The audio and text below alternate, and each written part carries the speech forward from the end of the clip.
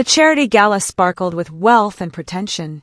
I stood near the champagne fountain, feeling out of place in my borrowed dress. That was when I saw him. Alexander Voss. My name is Sarah Crawford. Every magazine in the country featured his face. Young, brilliant, impossibly wealthy. He was talking to investors, his dark suit perfectly tailored, his presence commanding the entire room. Our eyes met across the crowded ballroom. He smiled slightly and walked toward me. "You look uncomfortable," he said, his voice warm and amused. "Is it that obvious?" I asked. Only to someone paying attention. We talked for hours, about everything and nothing. He was charming, intelligent, and surprisingly kind. When the gala ended, he asked if I wanted to see the city from his penthouse. I knew I should say no. I knew this was reckless. But something about Alexander Voss made me want to be reckless for once in my carefully controlled life. That night changed everything. We stayed up until dawn, talking and laughing and falling into something that felt dangerously close to love. When sunlight finally streamed through his windows, reality crashed back. I was nobody. He was Alexander Voss. This could never work. I left before he woke up, ashamed of my impulsiveness, terrified of what my strict mother would say if she found out. 3 weeks later, I stared at the pregnancy test in my bathroom. 2 pink lines, clear and undeniable. I was pregnant with Alexander Voss's child, and he had already left the country for business overseas.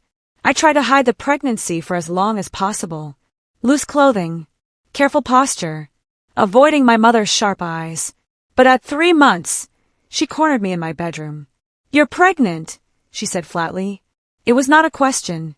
My mother, Helena Crawford, was a woman who built her life on appearances and control.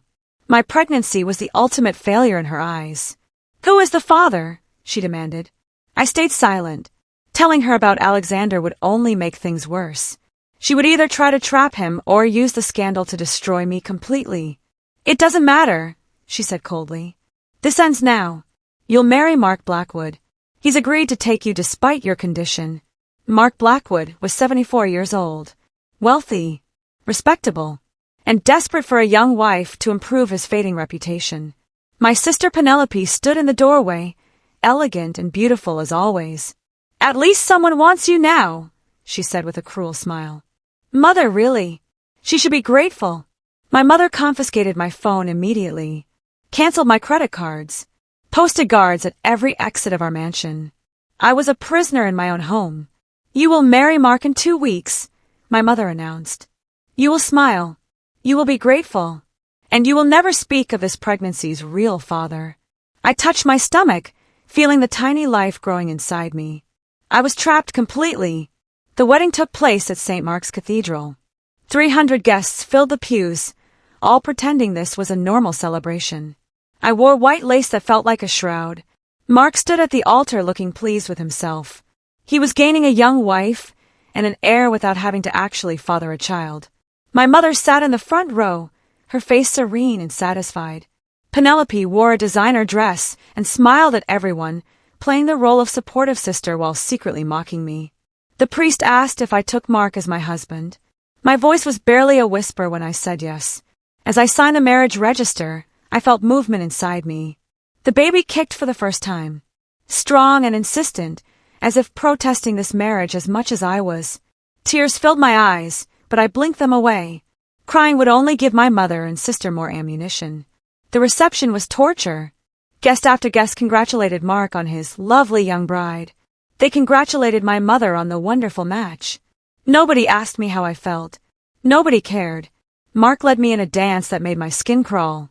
His hands on my waist felt possessive and cold. "You'll give me an heir," he whispered. "That's all I need from you." When the reception finally ended, I was driven to Mark's estate, a massive mansion on the outskirts of a city. The house was as cold and lifeless as my new husband. He showed me to my room in the West Wing, far from his own quarters. "Stay here," he ordered. "I have no use for you otherwise." 6 months passed in that prison. My pregnancy progressed, and Mark's estate felt more like a tomb with each passing day. I was confined to the West Wing, with only a single loyal maid named Martha who showed me any kindness. The labor started at midnight. Sharp, intense pains that left me gasping. Martha was there, holding my hand, helping me through it. "You're doing wonderfully," she whispered. "Just breathe." Hours later, I heard the first cry. Then another. Twins. I had given birth to twin boys, both perfect and beautiful with striking blue eyes. Alexander's eyes. I held them both, crying with a mixture of joy and terror. They were so small, so innocent. They deserved better than this life. Martha cleaned them gently while I recovered. But the next morning, my mother arrived. She had been waiting for this moment. "The babies will go to an orphanage," she announced coldly. "You're in no position to raise children. Mark wants no reminders of your shame." "No," I begged. "Please, Mother. They're my children." "They are bastards," Penelope said from the doorway. "Be grateful Mother isn't throwing you out too." My mother called for her driver to take the babies away. I screamed and fought, but I was weak from childbirth. They wrapped my sons in blankets and carried them out of the room. I collapsed on the bed, sobbing. But Martha stayed behind. Late that night, she slipped a note under my door. "One baby is safe. The orphanage only received one. I have connections. Trust me." Hope flickered in my chest for the first time in months. 3 weeks after giving birth, Mark died. His heart simply stopped one morning. The doctor said it was natural causes. He was old. His health had been declining. But my mother saw an opportunity. "You brought a curse into this house," she told me publicly at his funeral. "Your presence killed him." Guests murmured and stared. I stood beside the coffin in black, hollow and broken. Penelope stepped forward with fake tears. Poor Mark. He deserved better than this tragedy. After the funeral, Penelope announced she was taking over the Blackwood estate. As Mark's closest living relative through business connections, the property falls to our family. Mother agrees. You're unfit to manage anything. They moved into the mansion immediately. I was relegated to a servant's room, treated worse than staff. One night, as I lay in that tiny room contemplating escape, I heard a soft knock. An envelope slid under my door. Inside was a photograph. My son, one of my twin boys, alive and well, being held by a kind-looking woman. On the back of the photo was an address and a single word, safe. Martha had kept her promise. One of my children was protected, hidden from my mother's cruelty. But where was his brother? What had happened to my other son?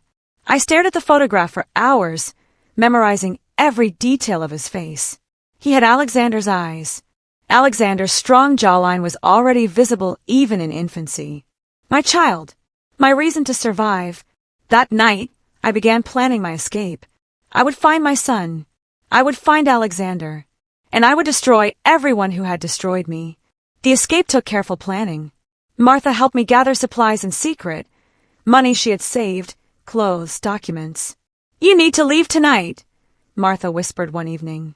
"Your mother is planning something worse. I heard her talking to Penelope about committing you to a psychiatric facility."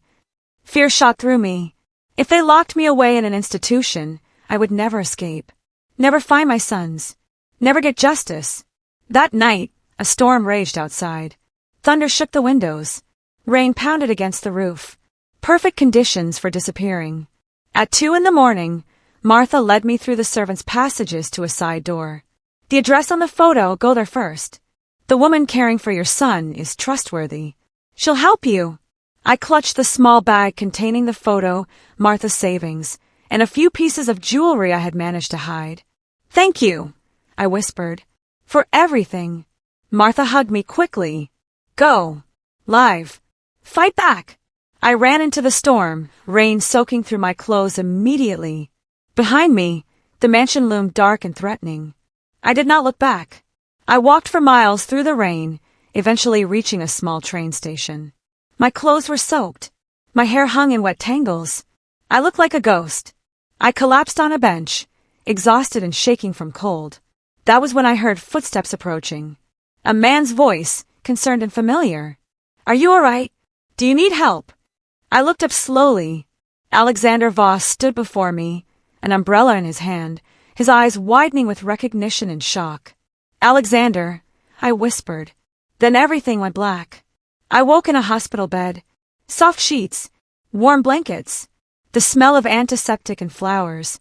Alexander sat in a chair beside the bed, his expression troubled and intense. When he saw me wake, he leaned forward. You've been unconscious for 2 days. The doctor said you were severely malnourished and exhausted. What happened to you? I stared at him, tears filling my eyes. He looked exactly as I remembered. Handsome, powerful, concerned. But so much had changed since that night at the gala. I had your children, I said quietly. His entire body went still. What? Twins. 2 boys. I was pregnant when I left your penthouse. My mother found out and forced me to marry an old man to hide the scandal. I watched emotions flash across his face. Shock, anger, confusion. Where are the children now? My mother tried to send them to an orphanage, but a friend saved one of them. The other, I don't know where he is. I have to find them both. My voice broke. I tried to protect them, but I failed. I reached into my bag, which someone had placed on the bedside table. I pulled out the photograph and handed it to Alexander. He stared at it for a long moment. The baby in the photo had his eyes, his features, unmistakably his son. These are my children, he asked slowly. And your family tried to destroy them? Tried to destroy you. I nodded, too exhausted to speak. Alexander looked at me with an expression I had never seen before. Cold fury mixed with fierce determination. I'll help you, he said quietly. But understand this, we're going to destroy everyone who hurt you. Your mother, your sister, everyone. He placed the photograph carefully on the table and took my hand. You'll lead this war. But you won't fight alone anymore. Alexander took me to his private estate 2 hours outside the city. The property was massive, modern architecture surrounded by forests and security systems. You'll stay here, he said as we drove through the gates. New identity, new documents, complete protection. He had already made arrangements. A team of lawyers, private investigators, medical staff to ensure I recovered properly. Inside the main house, a woman waited. She held a baby. My baby. One of my twin sons. I ran forward, my hands shaking as I took him from her. He was bigger than I remembered, healthy and alert. When he saw me, he smiled. Martha connected us, the woman explained. I've been caring for him since the night you gave birth. He's been safe and loved. I held my son close, breathing in his scent, feeling his heartbeat against mine. Alexander stood nearby, watching silently. What's his name? He asked quietly. I never got to name them, I said. We'll name them together, Alexander said. Both of them, as soon as we find his brother. Over the next week, Alexander's investigators worked around the clock. They traced the orphanage. They interviewed staff. They followed every lead. Finally, they found him. My other son was in a foster home 3 cities away. Alexander used his wealth and connections to begin legal proceedings immediately. Within 2 weeks, both boys were reunited with me in Alexander's estate. I held them both, crying tears of relief and joy. They were safe. Together. Home. But the news was already spreading. Headlines appeared. Heiress declared dead after mysterious disappearance. My mother had staged my death publicly. The headlines showed a photograph of a car crash. My mother claimed I had died in an accident while traveling abroad. A funeral had been held. Condolences poured in from society families. She's covering her tracks, Alexander said, showing me the articles. If you're legally dead, she can't be held responsible for your disappearance. We sat in his study, the twins sleeping peacefully in a nursery nearby. I stared at my own obituary, feeling surreal and angry. She's stolen everything, I said bitterly. My life. My children, my identity. Alexander leaned forward. Then we'll steal it all back. But first, you need to tell me everything. Every detail. Every crime. Every betrayal. I told him the complete story. The forced marriage. The confinement. Mark's death, and my mother's accusations. Penelope taking over the estate. The attempted institutionalization. He listened without interrupting, his expression growing darker with each revelation. When I finished, he was silent for a long moment. Your mother is guilty of coercion, fraud, and possibly attempted murder, he said finally. Penelope is complicit. Mark's estate was obtained through fraudulent means. We can destroy them legally, but it will take time and strategy. I want them to suffer, I admitted. I want them to feel what they made me feel. Alexander looked at me with something like respect. Good. Because suffering requires patience. Quick revenge is satisfying. Slow destruction is devastating. He pulled out a tablet and showed me financial documents. My lawyers have already started.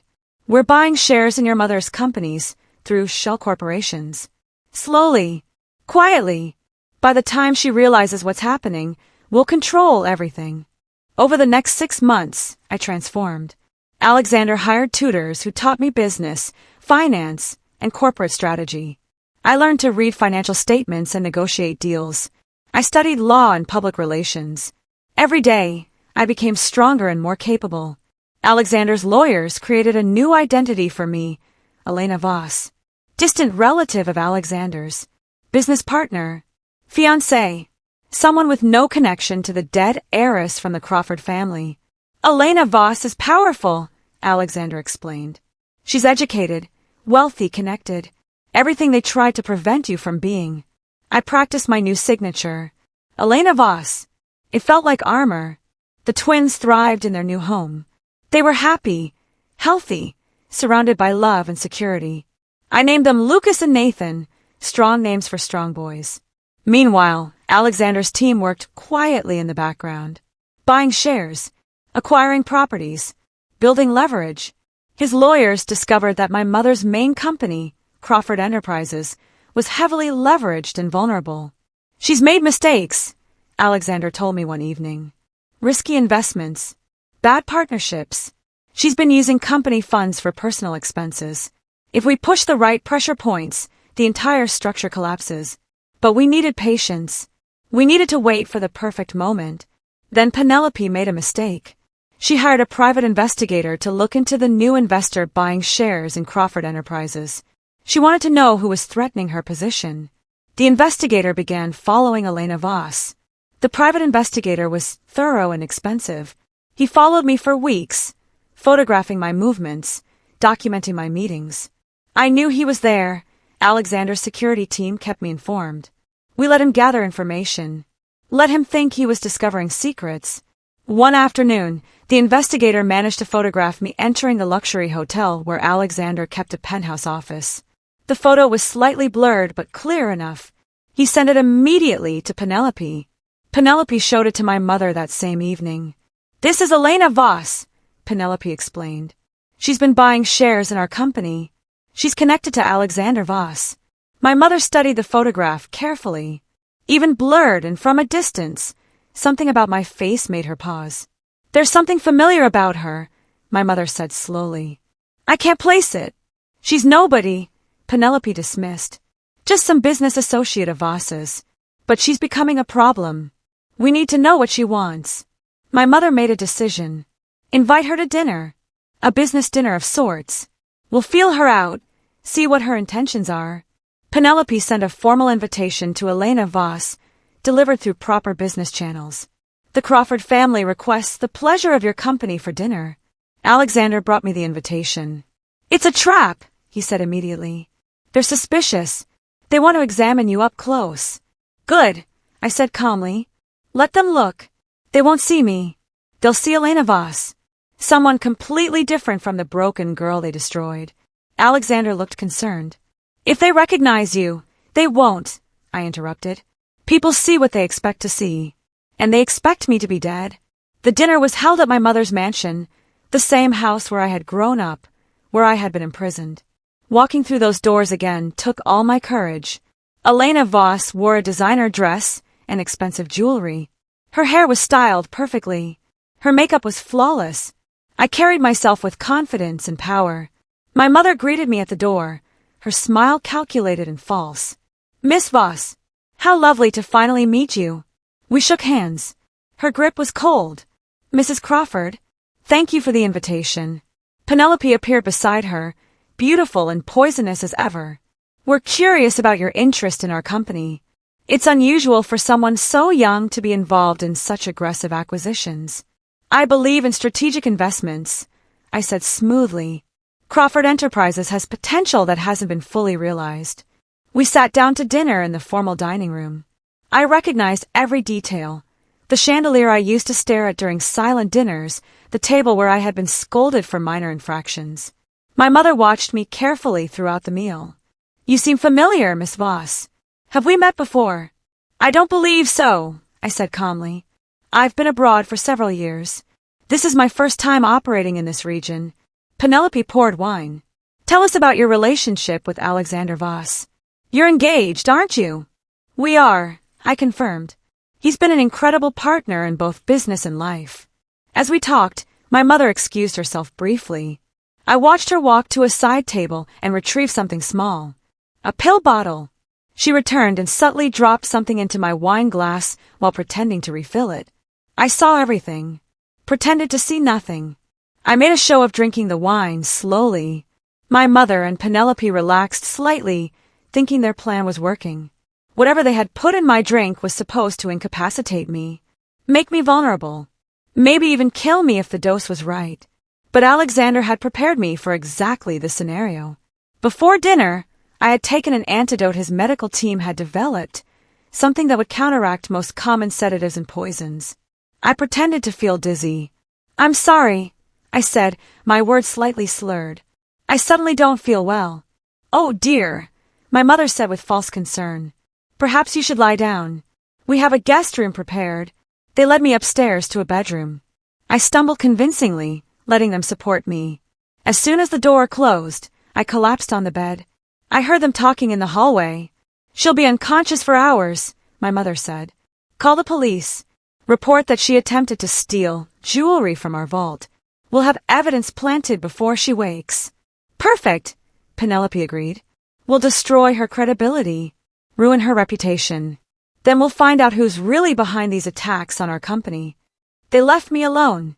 I lay on the bed, breathing slowly, maintaining the pretense. 2 hours later, police arrived. A young officer entered the room and checked my pulse. He leaned close and whispered, "Mrs. Voss, we're with Alexander. Stay still." He turned to my mother, who stood in the doorway. "She's unconscious. We'll take her into custody for questioning about the alleged theft." The officer winked at me when my mother was not looking. "We'll take it from here," he said loudly. They staged my arrest perfectly. Handcuffs. Official procedures. My mother and Penelope watched with satisfaction. But as the officers led me out, everything was going exactly according to plan. While my mother and Penelope celebrated my supposed arrest, Alexander was executing the final stage of his takeover. The arrest was a distraction. While they focused on my supposed downfall, Alexander's lawyers finalized the acquisition of Crawford Enterprises' primary assets. His team had been working for months, quietly purchasing shares through dozens of shell corporations. Now they activated all holdings simultaneously. The next morning, my mother's CFO walked into her office looking pale and shaken. "Mrs. Crawford, we have a serious problem." "What kind of problem?" my mother asked impatiently. "We've been bought out. Controlling interest in Crawford Enterprises has been acquired by Voss Holdings." My mother went completely still. "That's impossible.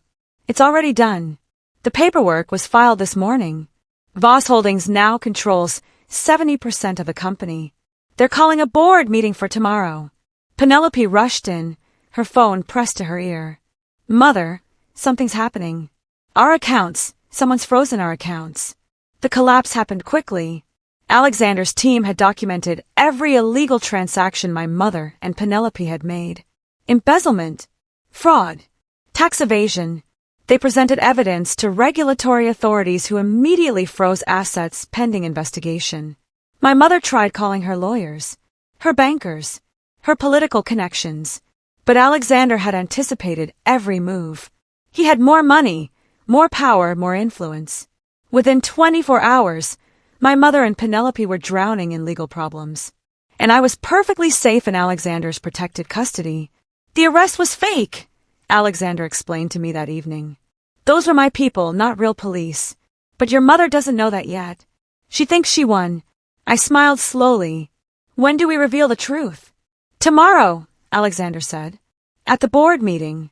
When you walk in as Elena Voss, the new majority shareholder of Crawford Enterprises." The board meeting took place in Crawford Enterprises' main conference room. 20 executives sat around the massive table, all looking nervous and uncertain. My mother sat at the head, her face tight with controlled fury. Penelope sat beside her, texting frantically on her phone. The door opened. Alexander entered first, commanding immediate attention. Then I followed, Elena Voss, dressed in a sharp business suit, carrying a briefcase full of documents. The room fell silent. My mother's eyes narrowed as she studied me. Recognition flickered at the edges of her consciousness, but she could not quite place why I looked familiar. "Good morning," Alexander said calmly. "Thank you all for attending. I'm Alexander Voss of Voss Holdings, and this is my fiancée and business partner, Elena Voss. As of yesterday, we control 70% of Crawford Enterprises." My mother stood abruptly. "This is illegal. This is corporate theft. It's completely legal," Alexander interrupted. "Our lawyers have verified every transaction. You're welcome to challenge it in court, but I assure you we have documentation for everything." I stepped forward, placing my briefcase on the table. "Mrs. Crawford, I believe we have met before, though the circumstances were different." My mother stared at me. "The dinner," she said slowly. "You were at my dinner party. I had you arrested. You tried to have me arrested," I corrected. "But those weren't real police officers. They were Alexander's security team." Penelope gasped. "That was staged." "Everything was staged," I confirmed, "including my death 18 months ago." The room erupted. Board members began shouting questions. My mother went pale. Penelope simply stared. When my mother heard the name Voss, she had fainted earlier. Now she understood why. Over the following weeks, I maintained my Elena Voss identity in public. Alexander and I appeared at society events together, always professional and distant with Penelope when we encountered her. Penelope did not recognize me. The transformation was too complete. At one gala, Penelope approached Alexander boldly, flirting with him while I stood nearby. "Mr. Voss," she purred. "I don't believe we've been properly introduced." "Penelope Crawford." She extended her hand with a practiced smile. Alexander took it briefly, his expression neutral. "Miss Crawford, this is my fiancée, Elena Voss." Penelope barely glanced at me. "Charmed. Mr. Voss, I'd love to discuss some business opportunities. Perhaps we could have dinner sometime." I watched my sister flirt shamelessly with the father of my children, completely oblivious to who I was. "I'm afraid my schedule is quite full," Alexander said politely. "But Elena handles most of our business ventures. You should speak with her." Penelope's smile tightened. She clearly wanted nothing to do with me, viewing me as competition for Alexander's attention. "Perhaps another time," she said dismissively. After she walked away, I slipped something into her designer purse while she was distracted by another conversation. A photograph, not the one of my son that Martha had given me. This was a different photo, both twins together, recent and clear, with Alexander's features unmistakable in their faces. Later that night, Penelope would find it and realize the implications.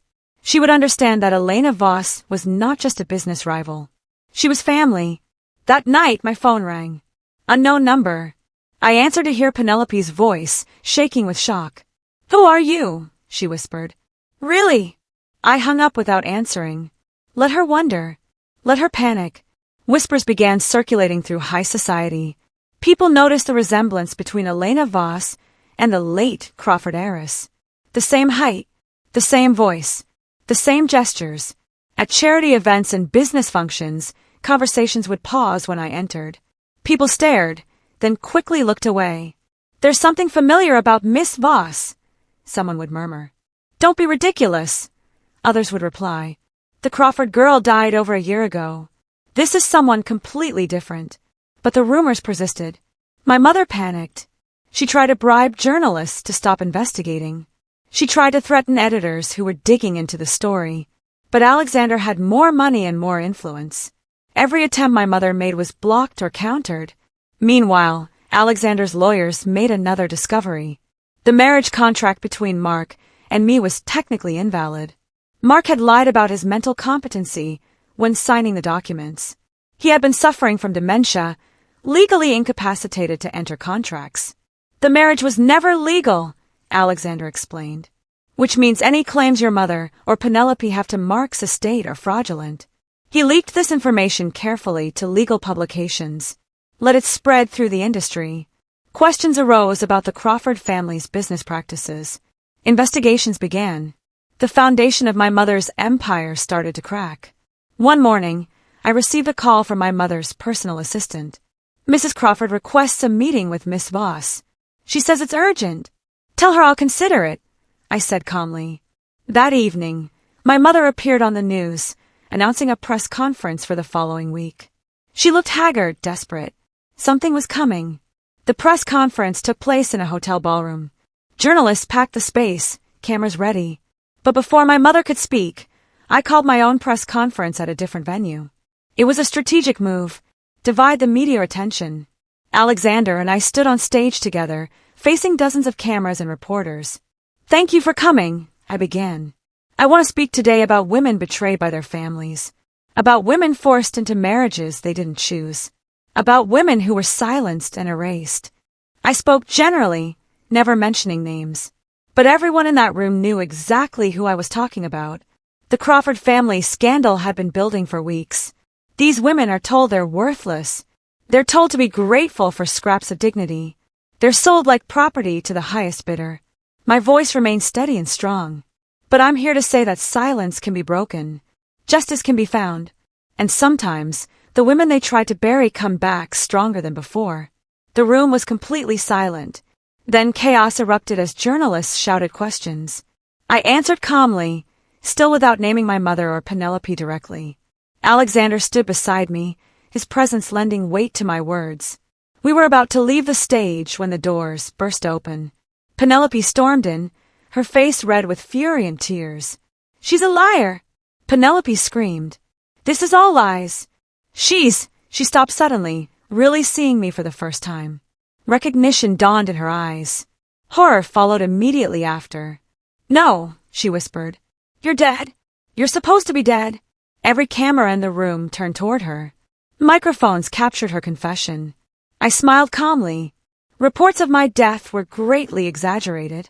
Alexander stepped forward, his voice cutting through the chaos.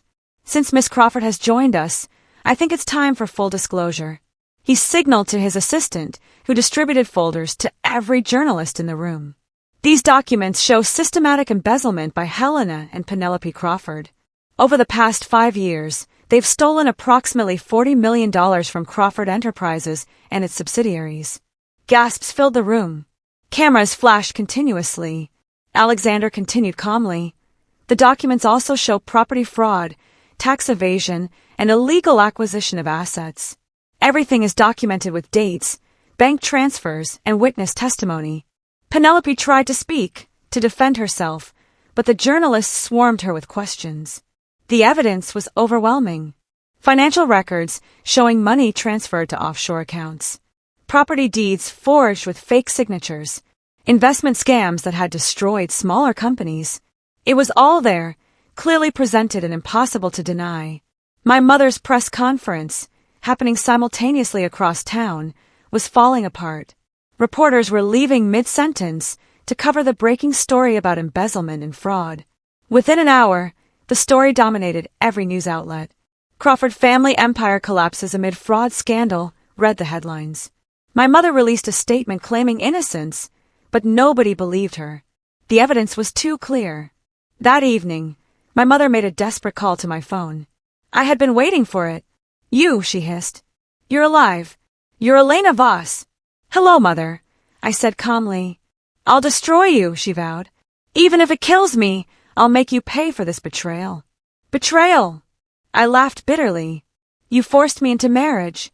You tried to steal my children. You declared me dead. And I'm the betrayer. I hung up before she could respond. 2 days later, federal authorities raided my mother's mansion. The same house where I had grown up. The same rooms where I had been imprisoned. I watched the news coverage from Alexander's estate, holding Lucas while Nathan slept nearby. Officers carried out boxes of documents. They opened hidden safes revealing more evidence of fraud and stolen property. My mother was led out in handcuffs, her face pale and shocked. For once, she had no control, no power. She was just another criminal facing justice. Penelope was arrested separately at her apartment. The footage showed her screaming at officers, claiming diplomatic immunity she did not have. Both were charged with embezzlement, fraud, money laundering, and conspiracy. The bail was set impossibly high. Neither could afford to post it with their accounts frozen. They would await trial in custody.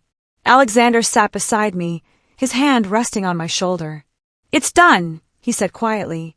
"They can't hurt you anymore." I felt relief mixed with something more complicated. These were monsters who had destroyed my life, but they were also my mother and sister. Family, despite everything.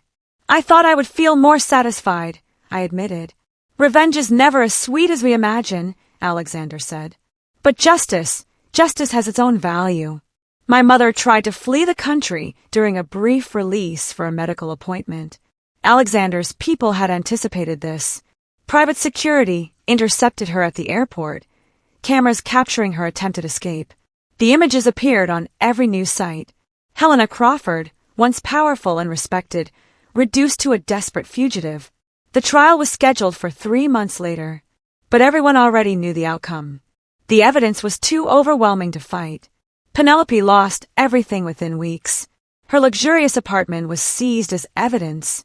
Her designer clothes were auctioned to pay restitution to victims. Her fiancé, a hedge fund manager who had been attracted to her family's wealth, left her immediately when the scandal broke. Paparazzi hounded her constantly. Cameras captured her looking haggard and broken, so different from the elegant socialite she had been. One afternoon, she found me outside a coffee shop. She looked terrible. Unwashed hair, cheap clothes, dark circles under her eyes. "Please," she begged. "I need to talk to you." I considered walking away, letting her suffer without acknowledgement, but curiosity made me stay. "What do you want, Penelope?" "Forgiveness," she whispered. "I know I don't deserve it. I know what we did to you was unforgivable. But I'm begging you. Please." People were watching. Phones were recording. This confrontation would be online within minutes. "You laughed at my wedding," I said quietly. "You mocked me when I was pregnant and terrified. You celebrated my supposed death. And now you want forgiveness." Tears streamed down her face. I was wrong. Mother manipulated me my whole life. She taught me that cruelty was strength, that kindness was weakness. I believed her. "So did I said, "until I learned better. But I learned through suffering. Through losing everything. You're only learning now because you got caught." Penelope dropped to her knees on the sidewalk. "Please, I have nothing left. No money, no home, no future. You have everything now. Can't you show mercy?" I looked down at my sister, broken and desperate. Part of me wanted to walk away, let her face the full consequences of her choices. But another part remembered us as children, before our mother's poison infected everything. "You laughed when I begged," I said softly. "Now you'll learn silence." I walked away without another word, leaving her crying on the sidewalk. Cameras captured everything. My mother's trial lasted 3 weeks. I attended every day, sitting in the gallery with Alexander beside me. The prosecution presented their case methodically. Witnesses testified about bribes and fraud. Forensic accountants explained the money trails. Former employees revealed years of illegal practices. My mother sat at the defense table looking smaller than I remembered. Her expensive lawyers argued every point, but the evidence was overwhelming. They could not explain away decades of documented crimes. On the final day of testimony, my mother took the stand in her own defense. Her lawyer advised against it, but she insisted. "I did everything to protect my family," she said, her voice shaking. "Everything I did was to maintain our position, our legacy." The prosecutor stood. "Mrs. Crawford, you forced your daughter into marriage with a man 5 decades older than her. Can you explain how that protected your family?" My mother's face crumbled. "I had debts. Terrible debts from investments that failed. Mark offered to pay them in exchange for a young wife. It was a business arrangement. A business arrangement involving your pregnant daughter? I didn't know she was pregnant initially," my mother admitted. "When I discovered it, the arrangement was already made. I couldn't back out without losing everything." "So you sold your daughter to protect your finances?" "I did what I had to do," my mother shouted. Then she broke down completely, sobbing at the witness stand. "I sold her inheritance years ago to cover my debts. The Crawford fortune was gone long before she came of age. I had nothing left to give her. The marriage was the only way to maintain appearances. The courtroom fell silent. Even her lawyers looked shocked. She had just confessed to everything: the fraud, the forced marriage, the stolen inheritance. I sat frozen in my seat. My mother had bankrupted the family fortune and hidden it for years. Everything had been a lie. The prosecution rested. The defense had nothing left to argue. The verdict came 3 days later. Guilty on all counts. My mother was sentenced to 25 years in federal prison. Penelope received 15 years for her role in the conspiracy. I sat in the courtroom as the judge read the sentences, feeling nothing. No satisfaction. No joy. Just emptiness where hatred used to be. After the sentencing, I left through a side exit to avoid media. But my mother's voice stopped me in the hallway. "Sarah," she called from the prisoner transport area. Guards held her arms, but she strained toward me. "Please, look at me." I turned slowly. She looked old, broken, nothing like the powerful woman who had controlled my entire life. "I'm sorry," she whispered, "for everything. I know it doesn't matter now. I know it's too late, but I'm sorry." I stared at her for a long moment. "You're right," I said quietly. "It doesn't matter. And it is too late." I walked away without looking back. Her sobs echoed behind me, but I kept walking. Outside, Alexander waited with the car. Lucas and Nathan were with their nanny at home. I slid into the seat beside him, exhausted. "How do you feel?" he asked. "Free," I said simply. "For the first time in my life, I'm actually free." That evening, there was one final piece of business. A charity gala at the Grand Hotel, the same venue where my mother used to host events. Alexander and I arrived together, dressed formally. The crowd fell silent when we entered. The host announced us, Mr. Alexander Voss and his wife, Sarah Voss. Not Elena anymore. My real name. My real identity. The room erupted in whispers. Cameras flashed. Everyone finally understood. The woman they had known as Elena Voss was the supposedly dead Crawford heiress. Alive. Victorious. Married to one of the most powerful men in the country. Penelope was not at the gala. She was awaiting transport to prison. But many of my mother's former friends attended. I saw recognition and fear in their eyes. Good. Let them be afraid. Let them remember what happened when they remained silent during my suffering. 6 months after the trial, I stood in the main hall of what used to be my mother's mansion. The property had been seized and auctioned. Alexander had purchased it quietly through a holding company. Now it belonged to me again. But I was not keeping it as a home. Workers moved through the rooms, renovating and transforming the space. The grand ballroom, where I had been humiliated at my wedding reception, was being converted into classrooms.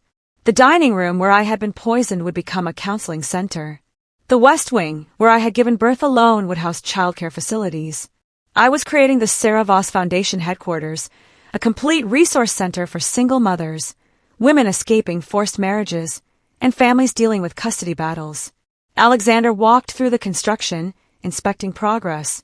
Lucas and Nathan ran ahead, exploring rooms that had once been forbidden to me. "The legal team has finalized everything," Alexander said. "The foundation is fully funded. You'll be able to help thousands of women." I looked around at the transformation. My mother built this house as a monument to her power. Now it will be a refuge for people she would have destroyed. A newspaper was delivered to the site. The headline read, "The daughter they tried to erase has become their heir." The article detailed how I had reclaimed not just my mother's stolen fortune, but transformed it into something meaningful. How Crawford Enterprises was being restructured to focus on ethical business practices and community investment. Penelope had agreed to early release conditions that included mandatory community service at the foundation. She would help other women avoid the mistakes she had made. My mother remained in prison, refusing all visitors. I had not tried to see her. Perhaps one day I would, perhaps not. "Are you happy?" Alexander asked, wrapping his arm around my waist. I watched our sons play in the garden, the same garden where I had once been trapped. Now they ran free, laughing and safe. "Yes," I said, "I am." That evening, we hosted the foundation's grand opening. Donors, activists, and survivors filled the transformed mansion. I stood on the balcony, overlooking the crowd, Alexander beside me. A reporter approached for one final interview. Ms. Voss, after everything you've been through, what would you say to other women facing similar situations? I thought carefully before answering. They gave me shame. They gave me suffering. They tried to bury me in darkness and silence. I looked at Alexander, then at my sons playing nearby. But he gave me strength, and I gave myself justice. They buried me alive, but I grew roots beneath their empire and made it mine. The reporter smiled. That's a powerful message. It's the truth, I said simply. They thought marriage to an old man would be my grave. Instead, it was the soil I needed to grow stronger than they ever imagined. The sun rose over the estate, painting the sky in shades of gold and pink. I stood on the balcony of our bedroom, watching the world wake up. Alexander joined me, coffee in hand. Below us, the foundation campus bustled with early morning activity. Women arrived for counseling sessions. Children played in the new playground. Lives were being rebuilt in the space where mine had once been destroyed. The board meeting is in an hour, Alexander reminded me gently. Crawford Enterprises' official restructuring vote. I nodded. Today, the company that my mother had stolen would officially become part of my foundation's network. All profits would fund programs for vulnerable families. Lucas and Nathan appeared in the doorway, still in pajamas. They were 3 years old now, bright and beautiful. Mama, Lucas called. Can we see the— Mama, Lucas called. Can we see the horses? The estate now included stables for equine therapy programs. The boys loved visiting the animals. After breakfast, I promised. And after Mama's meeting, Alexander scooped up both boys, making them giggle. I'll take them. You focus on changing the world. I watched them go, my heart full. This was what victory looked like. Not revenge, not destruction, but creation. Building something good from the ashes of something terrible. My phone buzzed. A message from Penelope, who was serving her community service requirement. 20 families helped this week. Thank you for giving me this chance. I responded simply. Keep going. Redemption is possible, but it requires work. At the board meeting, I presented the final restructuring plans. Former executives, who had been complicit in my mother's crimes, had been replaced. New leadership focused on ethical practices and social responsibility. When the vote passed unanimously, I felt a sense of completion. That afternoon, I received an unexpected visitor. Martha, the maid who had saved one of my sons and helped me escape. Miss Sarah, she said, tears in her eyes. Look at what you've built. Look at what you've become. I hugged her tightly. I couldn't have done any of this without you. You saved my son. You saved my life. I just opened a door, Martha said. You walked through it and built a palace. As the sun set that evening, I gathered my family on the balcony. Alexander held Nathan. I held Lucas. Together, we watched the sky turn brilliant shades of orange and purple. Tell us a story, Mama, Lucas requested. I smiled. Once upon a time, there was a princess who was locked in a tower by people who were supposed to love her. That's sad, Nathan said. Yes, I agreed. But the princess was stronger than anyone knew. She escaped the tower. She found a prince who loved her truly.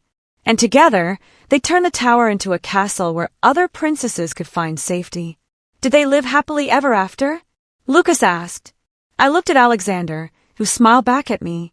I looked at the foundation campus below, already helping hundreds of families. I looked at my sons, safe and loved.